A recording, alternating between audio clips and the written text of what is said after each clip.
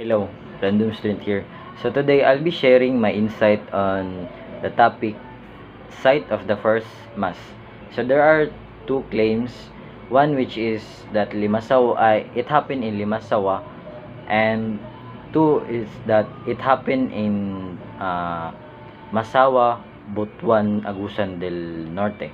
So I'll be discussing the Limasawa claim because I am more in favor with that claim. So we can look into Pigafetta's chronicle. So if you don't know, uh, Pigafetta wrote a chronicle about the first voyage around the world.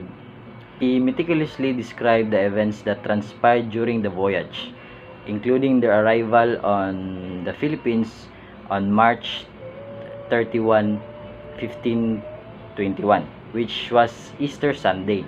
He noted that the significant religious ceremony took place.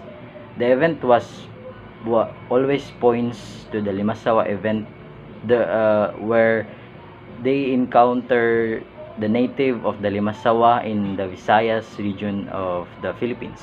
He emphasized that this was a Christian event, specifically an Easter Sunday Mass, which is a big deal in Christianity. Uh, it it is also favorable on Pigafetta's account because it is a primary historical document that we have in the Philippines.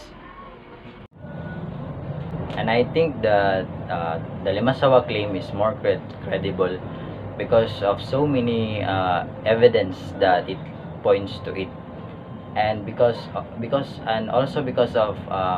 Pigafetta's chronicle that is more credible. So why do we need to know more or to know about this topic? So it is important to know about this topic because of the introduction of Christianity in the Philippines.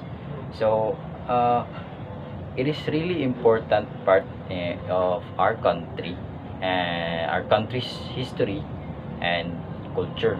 Learning about it helps us understand the Philippines better and how it has become today.